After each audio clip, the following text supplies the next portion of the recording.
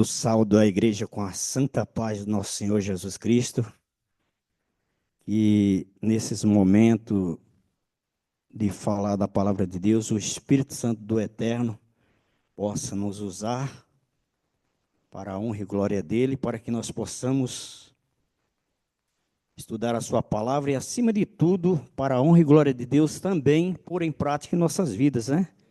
A palavra de Deus, ela é eficaz, mais penetrante do que uma espada de dois gumes.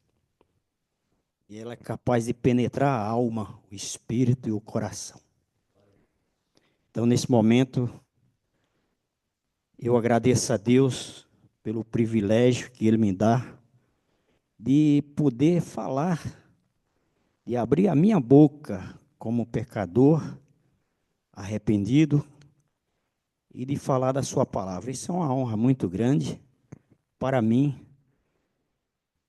Eu fico muito feliz e, ao mesmo tempo, apreensivo, porque falar das coisas de Deus não é fácil, é uma responsabilidade muito grande. A Elna fica ali respirando fundo quando ela veio pregando.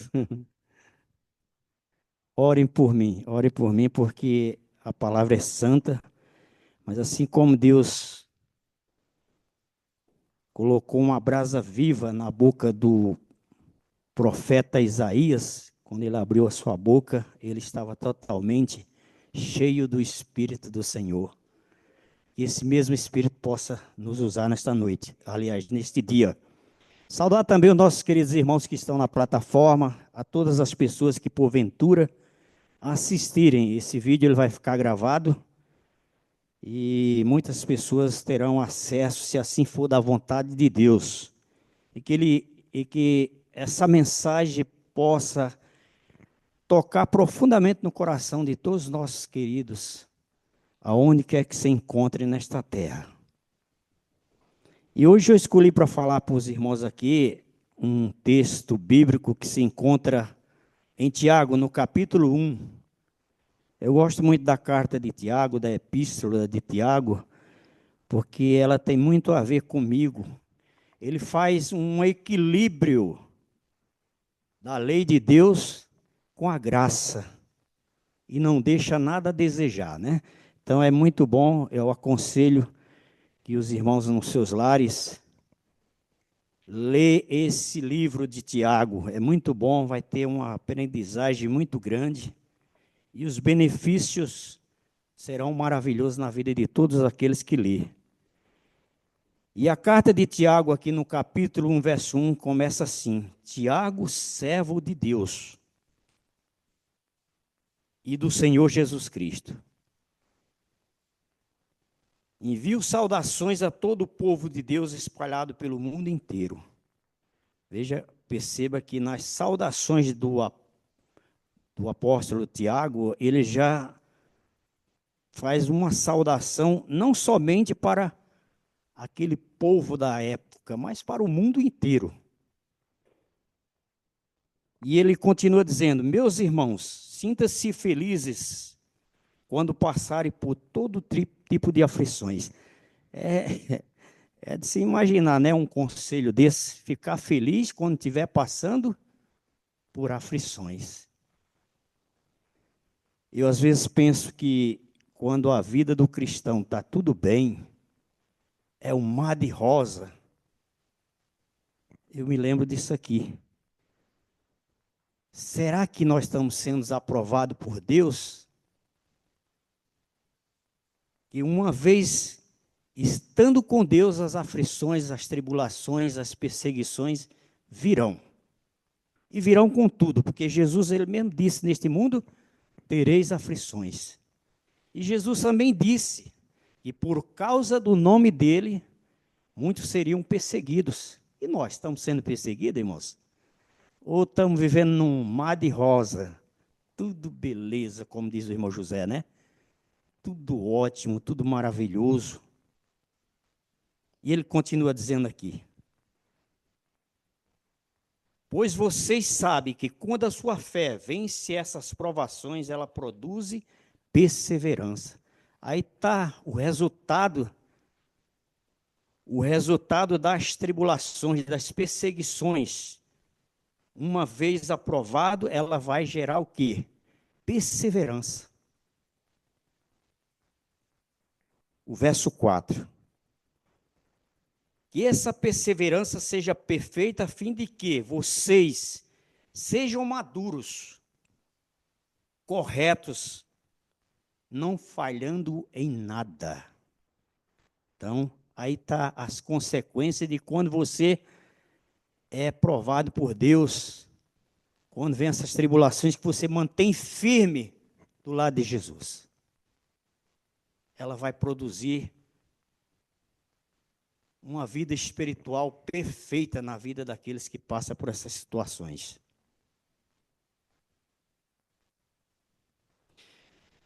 Tiago, capítulo 1, do verso 1 a 4, fala sobre a importância de considerar as provações como motivo de alegria, pois elas produzem perseverança que leva maturidade e integridade espiritual.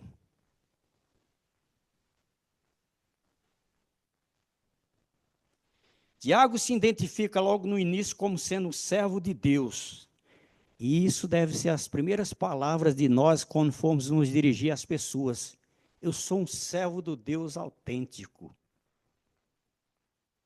e de Jesus Cristo. Vim aqui te falar da palavra que vai trazer salvação para vocês. Tiago se identifica como um servo de Deus e de Jesus Cristo, escrevendo aos crentes que foram dispersos.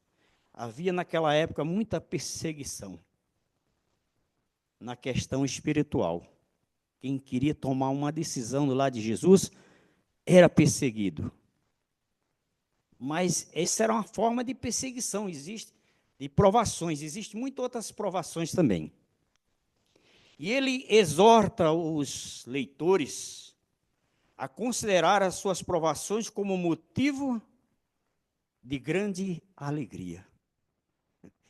Fácil, Edna? Você passar por um momento difícil, Michel, e louvar a Deus, e lembrar daquilo que o apóstolo Paulo disse: dê graças a Deus em tudo, em tudo. Em tudo é em tudo, em todas as coisas que vier sobre você, ou sobre mim, ou sobre qualquer um de nós devemos dar graças a Deus. E uma vez fazendo assim, isso pode parecer estranho, mas a ideia é que as provações, embora difíceis, são oportunidade para um crescimento espiritual. A perseverança.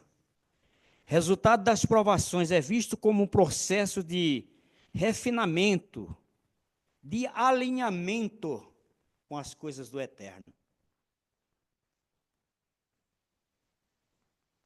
O objetivo final é que o crente seja completo, íntegro, e não lhe falte nada em sua jornada espiritual. A perseverança, quando completa, leva maturidade espiritual e uma fé aprovada.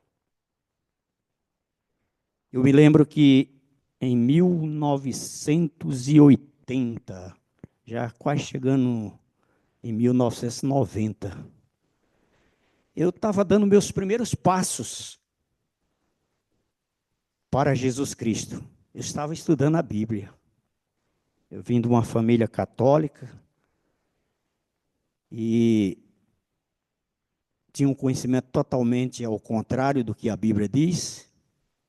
Porém, aquilo também me trouxe muita consistência, porque eu fui criado com a mãe que exercia ou exercitava a verdadeira doutrina da qual ela seguia, que era o catolicismo. E ela nos ensinava.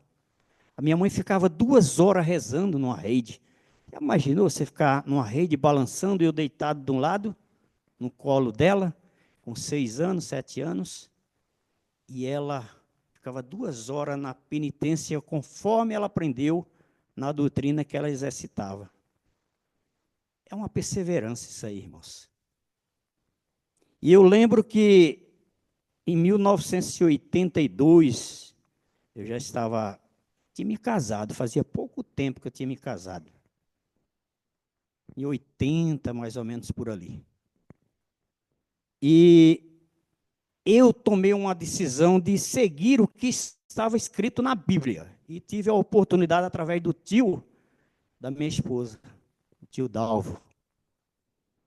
Era ancião de uma denominação religiosa aí. E ele começou a passar aquelas informações e 90%, 90 e pouco por cento, batia com os princípios da Bíblia, como estava escrito na Bíblia. Eu comecei a me dedicar totalmente e me entregar a Deus de uma forma bastante consistente no que diz respeito à fé da qual eu estava estudando.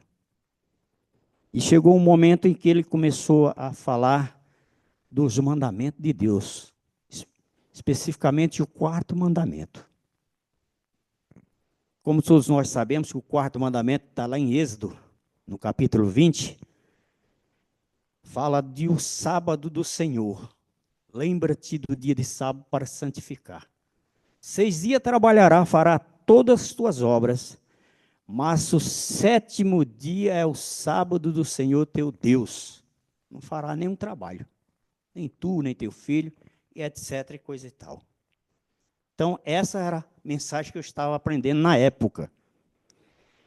E depois de saber dessa mensagem, de mais algumas coisas, eu queria me batizar. Eu queria me entregar totalmente a Jesus através do batismo. Se revestir de Jesus Cristo através do batismo. Mas tinha algo que impedia para mim me batizar. Para mim me batizar naquela denominação, era necessário guardar o sábado, conforme está escrito. E eu não tinha condições, porque eu trabalhava numa empresa, uma metalúrgica em São Bernardo, e essa metalúrgica não me dava o sábado livre. Até que uma vez eu decidi por conta, sair do emprego. E olha que na época, irmãos, estava uma época muito difícil. O povo era um desemprego, uma inflação alta, muito grande, e muitas das empresas fechando, e eu com Marquinho e Marcelo pequeno, em casa, e ainda pagava aluguel, mas eu queria me batizar. Eu queria pôr a minha fé, aquilo que eu aprendi, em prática. E fui firme nisso aí, irmãos. Só que chegou um momento, eu primeiro pedi lá para o meu chefe, para me dar o sábado livre. Ele falou, não, aqui todo mundo tem que trabalhar no sábado, e acabou. Eu resolvi abandonar o emprego. Olha que coisa, irmãos, pela fé, na questão do sábado. E chegou um momento que eu falei, não vou trabalhar no sábado mais, vou me batizar. E tomei a decisão de me batizar, Isso era numa quinta-feira, mais ou menos. E eu falei para o pastor da época, dessa denominação da qual eu frequentava, eu ia me batizar num sábado que ia ser num sábado de primavera. E ele falou, você conseguiu o sábado? Eu falei, não, só que eu não vou mais trabalhar. Vou me batizar e não vou mais trabalhar no sábado. Só que na sexta-feira, irmãos, acontece o seguinte, Deus viu o meu esforço dentro daquilo que eu aprendi, Deus abriu portas. O meu chefe chegou e falou, olha, agora abriu de uma forma que vocês nem imaginam. Meu chefe chegou e falou, olha, Vicente, é o seguinte, está acontecendo isso, está tendo um fracasso muito grande aqui, e infelizmente você está dispensado. Na sexta-feira, ia batizar no sábado, eu mesmo ia perder eu já tinha 17 anos nessa empresa, e eu tinha um salário bom, era inspetor de qualidade lá dentro, mas eu tomei essa decisão, só que ao invés de eu sair da empresa, um dia antes do batismo, a empresa me mandou embora, porque se eu saísse por conta própria, eu ia perder a minha indenização de 17 anos. Mas Deus já começou a trabalhar assim, irmãos. E eles mandaram eu para casa, Eu falei, bem, agora já que nada me impede de ser batizado, amanhã vamos batizar, que era no sábado. Chegou no sábado, a gente foi para o batismo. Só que antes disso, irmãos, acontece que o meu chefe liga para mim, já à noite da sexta-feira. Vicente, olha, tudo indica que você vai ser reintegrado antes do batismo, percebe, irmãos? Vai ser coisa do inimigo para atrapalhar o batismo. Aí eu falei para a Elna, e agora, Elna? O que nós vamos fazer? O homem ligou para mim dizendo que provavelmente eu volto, porque eu tinha estabilidade no emprego devido a um acidente que eu tive no ombro, lá dentro.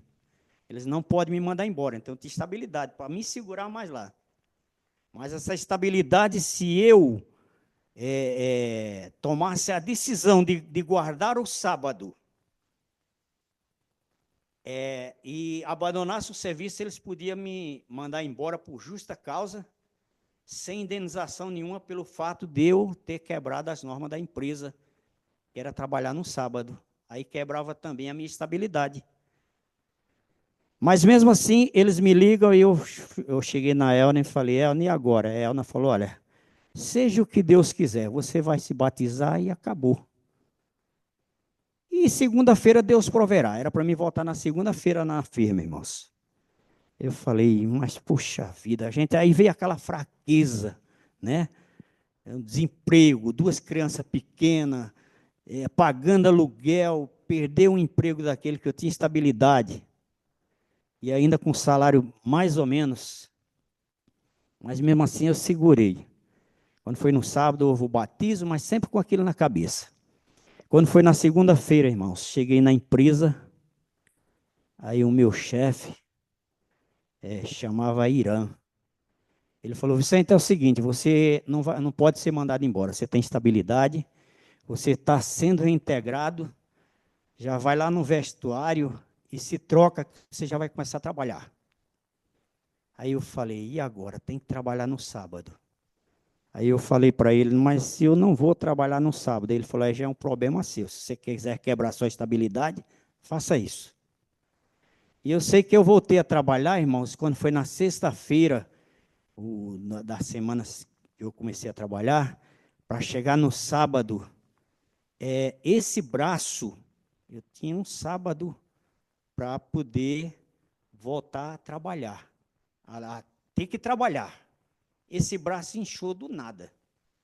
Aí eu fui no médico da empresa, aí o médico olhou para mim e falou, olha, esse braço seu aí, você vai ter que ir no hospital, passar no ortopedista agora. Eu fui, quando chegou lá no hospital, o ortopedista falou, a gente vai engessar esse braço aí, você vai ficar uma semana em casa. Opa, sábado e vim em seguida, que eu ia falhar, já estava ganho. E assim foi isso por 3 vezes, irmãos. 3 vezes aconteceu a mesma coisa. Voltava para trabalhar e o médico me afastava. Até que chegou um momento em que a empresa olhou para mim e disse, olha, realmente você tem esse problema nesse braço, você não quer negociar, você não quer trabalhar no sábado, vamos negociar. E encurtando a história, irmãos, eu fiz um acordo com a empresa para sair, porque o meu objetivo era obedecer a Deus. Sempre lembrando aquilo que o apóstolo Pedro disse, mas antes obedecer a Deus do que os homens. É isso que nós devemos fazer, irmãos. Colocar Deus em primeiro lugar na nossa vida. Buscar a Deus e dar preferência para Ele, prioridade para Deus. E você vai ver o resultado no final da história. E eu só sei que eles me chamaram para negociar, e ele falou, enquanto você estiver negociando, você fica afastado em casa com esse braço aí. Isso foi 3 meses de negociações com a empresa. Até que chegou uma hora, e eles me chamaram lá no departamento pessoal da empresa, com o advogado deles, e eu saí para ir para aquela empresa. Só que eu não sabia o que falar com aquele povo lá. Eu tinha que falar com o advogado e com recursos humanos da empresa. E no meio do caminho eu fui orando a Deus. Deus, mostra-me o que eu devo falar. E a Bíblia fala que Deus coloca a palavra na sua cabeça, desde que você dê preferência para Ele trabalhar. Nunca querer fazer as coisas atropelando a Deus, mas deixar Deus sempre na frente. toda decisão que você for tomar, que nós formos tomar, temos que dar prioridade para que Deus siga na frente. E assim você vai ver um resultado positivo no final da história. E eu entrei naquela empresa, Corredor Grande, era 8.000 funcionários na época. E havia corredores, de um lado, tambores que colocava recorte de jornal que vinha embrulhado nos componentes dos produtos que nós produzíamos ali dentro. E eu falei, Senhor, está faltando 100 metros para mim chegar lá no advogado e eu não sei nem o que falar. E esses caras humilham, quando você tem uma estabilidade, eles te humilham, chama que você está dando uma de braço não sei o que lá, e fala um monte de coisa para te mexer no teu psicológico. Eu sabia que os caras iam me humilhar. E Deus, no meio desse intervalo de 100 metros, eu escutei, irmãos, uma voz dizendo para mim, dificilmente isso acontece. E a voz dizia bem assim, vai naquele tambor de lixo. Eu falei, mas num tambor de lixo? O senhor mandou, eu vou. Quando eu cheguei naquele tambor, irmãos, eu baixei a cabeça assim para dentro, tinha um recorte de jornal, dentro do tambor. E eu peguei aquele recorte, Deus, pega isso aí. Peguei, e eu olhei naquele recorte de jornal, estava escrito tudo aquilo que eu devia falar para o advogado e para a empresa. É uma coisa divina. Tinha até os artigos, código tal, lei tal, tal e tal, é isso que você tem que falar lá. Quando eu cheguei lá no doutor, tinha até um médico da firma, que lá nessa empresa tinha médico lá dentro, que era para assistência dos funcionários. Estavam todos reunidos lá, sentei, parecia um cachorrinho daqueles pequenininho, no meio de um monte de pitbull. Mas do meu lado estava Deus. Eu pedi para Jesus, o representante de Deus aqui na terra, entrar junto comigo. E ele entrou junto comigo. E na hora que eles começaram a fazer perguntas, já me humilhando, eu falei para eles, aí veio o recorte de jornal, já estava tudo aqui na cabeça. A lei tal do código tal e tal e tal e tal e tal e tal, me dá direito nisso, nisso, e vocês sabem disso. Por que vocês estão me humilhando? É um prazer de vocês? É um prazer que vocês sentem humilhar as pessoas? Vocês sabem que eu fui acidentado aqui dentro. Aí eles ficaram tudo calados, falou, não, a gente olhou um para o outro, a gente resolveu te ajudar. Você tem um problema que eu preguei a questão dos mandamentos de Deus para todo mundo lá dentro daquela empresa. Os 8.000 funcionários sabiam. Inclusive essas pessoas aí de liderança da empresa. E eles olharam para mim assim e falaram, não tem mais o que discutir aqui, a gente vai te ajudar, a gente sabe que você tem um problema, e a empresa, como você tem esse problema com sábado, e você não quer vir trabalhar no sábado, a empresa resolveu abrir, dar uma proposta para você. E só encurtando, irmãos, essa proposta foi muito boa. Na época, dava para mim comprar 2 casas. Então, foi uma proposta para quem ia sair sem nada. Mas quando você bota Deus na frente, eu não estou pregando aqui prosperidade não, viu, João? Mas a consequência de uma aprovação da qual você está sendo perseguido. Sim, irmãos, lembrando, fazendo uma observação. Cuidado, nem todas as provações são de Deus. Algumas são provocações feitas por nós. Então tem que ter cuidado nesse detalhe. Às vezes provocamos e achamos que é Deus que está nos provando. Não. Tem que ter cuidado com isso. A aprovação de Deus é diferente. É quando você quer seguir a Ele. Aí Ele vê que você tem um propósito com Ele, aí Ele começa a te provar. Não porque Ele não saiba do teu futuro, mas para provar para o próprio inimigo, que está ali cutucando, de que você vai conseguir passar por cima daquela provação, assim como passou Jó. Jó, ele passou por tudo isso aí, e muito pior do que eu. E, enfim, irmãos, eu saí dessa empresa com tudo isso, porém sem direção, como um passarinho que sai de uma gaiola, porque quando você fica empregado, João sabe disso, trabalhou muito tempo dentro da empresa, não se sai para fora sem saber de nada. E acontece o seguinte, irmãos, eu saí, Só que eu tinha um problema sério. Além do braço, a Elna, ela estava passando por um momento difícil na vida dela. Ela tinha uma hemorragia que precisava de uma cirurgia. E eu sabia que eu saindo da empresa, eu ia perder o convênio. Só que a empresa, ela resolveu, além de me dar tudo isso aí, ainda dar 3 meses de convênio. E nesses 3 meses de convênio, eu falei, por que não providenciar a cirurgia da Elna?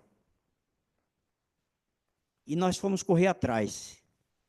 E conseguimos a cirurgia dela com primeiro mês, para vencer os 3 meses do convênio. Acontece que a aprovação não passou por aí, irmão. Já fui vitorioso aqui, na empresa. Porém, o inimigo falou, não estou muito contente com isso, eu quero agora ver se eles vão aguentar mexendo com eles mesmos. Mexeu com a saúde dela e a médica, a ginecologista, falou, não, essa cirurgia dela é simples, eu vou fazer uma cirurgia aí, não vai ter problema nenhum. A mulher se exaltou de tal maneira que eu chamei a atenção dela. Falei, não, doutora, por que você não põe Deus na frente? Porque eu estava preparado para falar isso. Eu estava com Deus. Ela falou, isso aí que para mim, eu estudei, é moleza, não sei o quê. E, infelizmente, irmãos, ela foi lá e, na hora da cirurgia, errou. Ela cortou um canal que chama canal éter. Acho que é isso aí. E vem do rins para a bexiga. Eu acho que é isso aí. E depois voltou, falou, olha, a cirurgia deu tudo bem, daqui a 3 dias ela já recebe alta. Quando foi no 3º dia, a mulher estava morrendo dentro do hospital. Barriga inchou. Irmãos, vocês não sabem o sufoco que a gente passou. Aí ela vem a médica com a cabeça baixa. A gente fez uns exames na sua esposa, infelizmente, aconteceu um imprevisto aí, e a gente vai ter que operar ela de novo. Só que ela não tem sangue, porque ela já tinha uma hemorragia. Então, não sabemos se ela vai suportar essa cirurgia. Aí eu falei, meu Deus, eu não falei, doutora, que a senhora tinha que colocar Deus na frente? Baixou a cabeça. Aí a médica falou, só que a gente não sabe o que fazer, porque ela não tem sangue, tem que fazer acho que é transfusão, né? De sangue. E para ver se ela vai resistir, mas ela tem que fazer a cirurgia, porque o rins dela está quase perdido já. Por causa desse canal que cortou. E eu só sei, irmãos, que, encurtando aqui, deixa eu ver meu tempo ali, ainda tem um tempo ainda. Elas fizeram, eu lembro que lá no corredor, até aqui no Rui de Ramos, em São Bernardo, no hospital do convênio, tá? Nos 3 meses de carência do convênio, tá? Do que o médico que a empresa tinha me dado. E ela vinha vindo numa maca assim, deitada, quase desmaiada, chorando por causa dos 2 filhos, pequenininho em casa. E eu falei para ela exatamente o que está escrito lá em João 10:10. Isso eu não vou esquecer nunca. O ladrão, ele vem para matar, roubar e destruir. Mas Jesus, ele acrescenta, e eu vim para que tenha vidas e vida em abundância. Eu falei, Deus vai te curar, você vai sair bem daqui. Eu me arrepio, irmãos. E foram lá, fizeram a cirurgia dela, recebeu alta. Logo com 3, uma semana depois já recebeu alta, e ainda no convênio. Lembra do convênio, dos 3 meses do convênio? Eu não gastei nada, porque estava nos 3 meses do convênio. Era Porto Seguro. Acontece, irmãos, que o inimigo ainda não muito contente com a situação, ele falou, agora eu vou mexer com a ferida principal dele. Com a sequência, tudo em apenas 3 meses do convênio, tudo isso aconteceu, irmãos. O inimigo, ele veio com tudo. A minha mulher já estava em casa, nós já marcando de vir para a igreja no sábado. Isso era numa sexta-feira também. Quando foi o Marcelo, meu pequeno, com 10 anos, tinha 10 anos já na época, mais ou menos, né, 8 anos, coisa assim. Ele foi dormir bonzinho, irmão, bonzinho, menino. O Marquinho do outro lado. E amanheceu o dia, o menino dizendo que estava com dor de cabeça, vomitando da cor de uma gema de ovo. E dizendo que estava com os olhinhos fechando. Eu falei, meu Deus, vamos levar no médico. Aí pegamos esse menino imediatamente, levamos para o médico aqui na Oratório, ali perto da igreja Bonfim, Marcão. E quando chegou lá, o médico olhou para o menino e falou bem assim: olha, esse menino seu precisa de um hospital que tem UTI, porque ele está numa situação que a qualquer momento ele entra em coma. Ele tem um problema sério na cabeça. Isso tudo em 3 meses, irmãos. Até peço desculpa aqui para alguns irmãos que já ouviu, mas com certeza a Esther não viu, mas o Michel. Eu já ouvi o Michel contando isso. Então, tem mais gente que vai assistir e vai ver que Deus tem poder. Desde que você dê prioridade para Ele. Busque a Ele em primeiro lugar. Não coloque Ele em segundo plano. Ou você é de Deus, não existe meio termo. Ou você é do inimigo. Ficar em cima do muro não te leva para lugar nenhum. E acontece o seguinte, irmãos, que chegamos nesse médico, o médico olhou e falou: tem que ir para um hospital que tem UTI, qual é o convênio de vocês? Eu falei: é Porto Seguro. Ele falou: opa, o Hospital Brasil aqui tem UTI. Vou mandar ele para lá agora, só que ele vai ter que sair daqui numa ambulância com o médico de um lado, que ele já está entrando em coma. E eu não posso fazer nada. A Elna estava de um lado assim, já começou a chorar. Poucos dias de uma cirurgia, 2 cirurgias, uma atrás da outra. Acontece que nesse momento que o médico falou que ele estava, o médico achava que era uma meningite. É uma meningite, e isso é grave, é daquelas perigosas. Aí eu comecei a entrar em desespero ali, meu Deus, primeiro meu emprego, mas o senhor deu a vitória. Depois a minha mulher, o senhor também deu a vitória. Com certeza o senhor vai dar a vitória também para meu filho. E nesse intervalo entra uma mulher que apareceu do acaso. Não sei de onde veio aquela mulher, e viu ela chorando, e eu chorando também, do lado do leito do menino. E ela falou: pai e mãe, eu posso dizer uma coisa para vocês? Essa enfermidade não é para a morte, mas é para a honra e glória de Deus, para que vocês exaltem o nome de Deus e conte isso em todos os lugares que vocês for. Que Deus tem poder. Assim como ressuscitou lá no passado, Ele tem poder para ressuscitar hoje. Ele é o Deus de ontem, Ele é o Deus de hoje e será o Deus para sempre. E aquilo nos fortaleceu. Chegou a ambulância, pegamos o menino, levamos para o Hospital Brasil. Quando chegou no Hospital Brasil, o médico do Hospital Brasil, o doutor Paulo, já juntou uma equipe de médicos, o UTI já estava esperando, que o outro médico já tinha entrado em contato. E levaram ele direto para o UTI. Chegou no UTI e eu de um lado e a Elna do outro. Aí o doutor Paulo chegou, olhou para mim e falou: pai, é o seguinte, e mãe, eu não vou mentir para vocês. O seu menino aqui é um milagre. Ele está com uma hemorragia dentro da cabeça. Ele não está com meningite, mas está com uma coisa até pior do que a meningite, que é uma hemorragia. Rompeu uma veia, ele foi dormir, deu uma alta pressão, deu um aneurisma cerebral e ele pode morrer a qualquer momento e ele já está entrando em coma. E se ele entrar em coma agora, ele morre. E a gente não pode fazer mais nada. Aí eu falei: e agora, doutor? Ele falou: eu vou chamar o pessoal para entubar, antes que ele falte ar, definitivo. E se vocês tiverem um outro filho em casa, vão cuidar do outro, porque isso aqui nós não garante nada. Quando ele falou isso aí, irmãos, a Elna caiu. Caiu lá no pé da cama. Eu falei: doutor, ela fez uma cirurgia. Aí contei para ele. Ele falou: não se preocupa, não vou mentir para vocês. Ela vai aqui para o pronto-socorro do hospital, agora já vai sair numa maca daqui para lá. Olha a situação que eu passei, irmão. Tudo por uma decisão de servir a Deus, guardando os mandamentos de Deus, conforme na época eu havia aprendido. E que até hoje eu tenho certeza absoluta que o sábado continua em vigor. Podemos guardar 100%? Não, irmãos. Porque a lei é das tuas portas para dentro. Mas Jesus Cristo, a graça entra em ação e completa. E acontece o seguinte, irmãos, que levaram ela lá para o pronto-socorro do hospital e eu fiquei ali com o menino e eles colocando tubo em tudo quanto era lugar do corpo desse menino, com 10 anos de idade. E eu vendo tudo aquilo lá, meu filho, nas últimas horas da vida dele ali, mas sempre com a confiança de que Deus ia curar meu filho.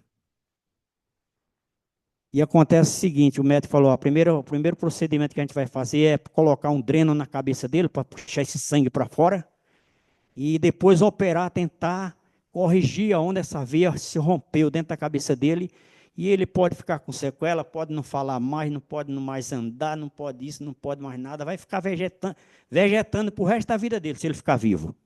Essa foi o conforto que o médico deu, Marquinhos, para você que tem um netinho pequenininho em casa. Deus os livre. Eu falei, não, doutor, o senhor vai fazer essa primeira que está ao alcance do senhor, mas essa segunda cirurgia, aí ele falou, olha, vai ter uma outra cirurgia, se ele escapar dessa, que aí é para correção da veia que rompeu. Só que isso é depois de 72 horas, se ele reagir, a gente vai saber se vai fazer essa segunda cirurgia. Senão ele pode morrer nesse intervalo aí e a gente não vai prometer nada. Eu falei, não, faz o que está ao alcance de vocês, e a outra não vai acontecer porque Deus vai operar. Eu estava com Deus. Deus vai operar, doutor, e vocês não vão colocar mais a mão. Porque se vocês colocar mais a mão nele numa segunda cirurgia, aí ele não vai poder falar mais, como o senhor mesmo disse, ele não vai poder ver mais, porque vocês vão mexer numa área que vocês não têm acesso, que é o cérebro. Aí eu falei, falou assim para mim, que bom que o senhor pensa assim. E eu sei que levaram ele lá para o centro cirúrgico e eu fiquei esperando lá numa salinha para poder colocar esse dreno. Aí deu 1 hora, 2 horas, já era 11 horas da noite. Daniel Silveira estava lá, viu, com a Bíblia na mão. Por isso que eu amo Daniel Silveira. Ele me deu uma força muito grande ali. E eu só sei, irmãos, que daí a pouco lá veio um menino em cima da maca, desmaiado, porque tinha tomado uma anestesia. E para mim aquilo lá ele estava morto já. Aí o médico chegou e olhou para mim, calma, calma, o senhor fica calmo. Ele fez esse procedimento, está tirando sangue, ele reagiu bem, mas nós só podemos dar uma esperança para o senhor daqui a mais 72 horas, para poder a gente levar ele lá no Instituto do Coração, lá em São Paulo, lá no centro, e fazer um outro exame para descobrir qual a veia que rompeu, porque aqui é só um dreno. Eu só sei, irmãos, que quando foi no outro, era 72 horas, quando foi no outro dia de manhã cedo, meu filho se sentou na cama, a cabeça toda enrolada foi operado, não foi abrido aqui na cabeça dele. Ele sentou e olhou, pai, o que está acontecendo? Eu falei, meu filho, aconteceu isso e isso. E essas crianças aqui do lado, lá tinha criança, irmão, dentro desse UTI, 1 ano e 6 meses em coma, por causa de uma batida de um carro que perdeu massa cefálica. Olha só onde nós estávamos. E aparelho para tudo quanto era lado. E ele falou, pai, eu vou orar por esses menininhos aqui. E ali ele fez a oraçãozinha dele ali. E eu acompanhei. Aí ele falou, aí o médico chegou, o médico olhou lá de longe, que fica sempre um médico lá, não era o doutor Paulo, era um outro.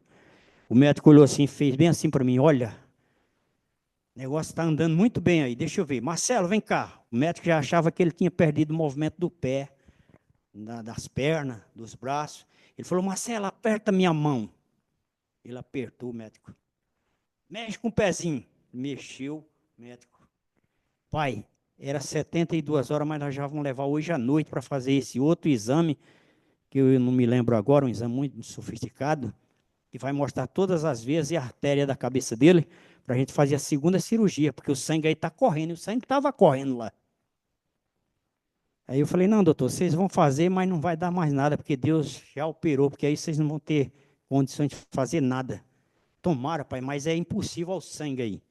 Só sei, irmãos, para finalizar, chegou a noite, já veio uma ambulância, já pegaram eu dentro dessa ambulância. Quando eu vejo essas ambulâncias correndo aí no meio do trânsito, fazendo barulho, aquilo mexe comigo, sabe? E a gente fica traumatizado. Quando chegou lá no hospital, ele fez esse exame. Para começar para fazer esse exame, ele tinha que tomar anestesia geral. Aí o médico já chegou dizendo um monte de coisa para mim, dizendo que ele podia nem suportar da anestesia. Só sei que ele fez, daí mais 2 horas ele saiu, vinha em cima da maca lá, na mesma situação, né, com anestesia, desmaiado, e aquilo mexia comigo. Mas eu falei, não, meu filho vai estar bem. Aí o médico viu que eu estava tão ansioso, o médico que fez o exame, que ele chegou em mim e falou assim, pai, vem cá, deixa eu falar uma coisa para o senhor ficar mais tranquilo. O senhor está numa angústia? Eu falei, sim, eu sou de carne e osso, estou vendo meu filho aí numa situação difícil. Ele falou, deixa eu dizer uma coisa para o senhor, nós fizemos esses exames, mostra todas as artérias e etc, etc, etc. E, felizmente, seu filho não tem nada. Irmão, Deus já havia operado. Ele só vai voltar para o Hospital Brasil, chegar lá, vai tirar o dreno da cabeça, e daí vai ficar no UTI mais uns dias em observação, e depois ele recebe alta. Foi dito e feito. Voltou para o hospital, os médicos lá ficaram tudo felizes. Aí tiraram o dreno da cabeça dele. Aí o médico, doutor Paulo, que era o médico próprio do cérebro, né, chegou em mim e falou, pai, um mistério aconteceu aqui. Não sei te explicar. Tua fé removeu uma montanha aqui. Teu menino não tem nada. Todos os exames estão dizendo que ele está bem. Eu falei, mas doutor, como isso aconteceu? Não sabemos explicar. E ele vai para casa. E eu falei, aí deram alta para o menino e pá. Quando chegou o momento do médico deu a alta, eu falei, doutor, me diz uma coisa, e os remédios o senhor não vai passar? Ele falou, mas que remédio se seu filho não tem nada? Ele disse com essas palavras, leva para casa, se sentir qualquer coisa, traz de volta para cá. Eu só sei, irmãos, que encerrando, esse testemunho vai mais longe. Encerrando, meu filho hoje está com 39 anos, é isso? É enfermeiro, não é médico, que as minhas condições financeiras não deu para pagar uma faculdade de 7 mil reais por mês. Mas ele se formou em enfermeiro padrão. E é um excelente, é Marcão que o diga, que cuida de Marcão aí. É um excelente, como diz o irmão José, né? É um excelente enfermeiro. Trabalha no 9 de julho, já trabalhou em vários outros hospitais. E agora está estudando, peço que os irmãos orem por ele, que quer ir para os Estados Unidos. Não queria, mas ele quer, porque lá a função dele é um pouco melhor. E ele, se ele for, ele já vai empregado. Está tendo dificuldade só na questão do inglês. Então é assim, irmãos, que Deus trabalha. E encerrando lá no Salmo 46, 10, quando você estiver bem angustiado, você lembre desse salmo. Aquietai-vos e sabeis que eu sou Deus, e sereis exaltados sobre toda a terra. Toda exaltação, todo louvor e toda glória seja dado ao nosso único e eterno Deus, em nome de Jesus. Deus abençoe a todos, é meu desejo e minha oração. Vamos orar? Pai Santo que nos mais altos dos céus habita, em nome do seu Filho, nosso Senhor, o nosso Salvador, a providência que o Senhor teve para cada um de nós, enviando o seu Filho para que viesse e nos desse uma chance de nos salvar. Ajude-nos, Pai, a entender esse sacrifício maravilhoso que o Filho fez por nós, entregando a sua própria vida por cada um de nós, que nós possamos sempre lembrar, Senhor, de que o que Jesus fez por nós através do Senhor, não tem nada neste mundo que pague. E se nós quisermos honrar tudo isso, que nós procuremos a pôr em prática tudo aquilo que o Senhor nos ensina, para que seu filho não seja crucificado e acusado pelo inimigo no momento das nossas transgressões. Pedimos uma bênção especial sobre todos os nossos queridos irmãos, os que estão na plataforma e também os que estão aqui na igreja, e por todos aqueles que, porventura, assistirem esse vídeo, que entenda que, se o Senhor é por nós, quem será contra nós? Deus abençoe a todos, é meu desejo e minha oração, em nome de Jesus.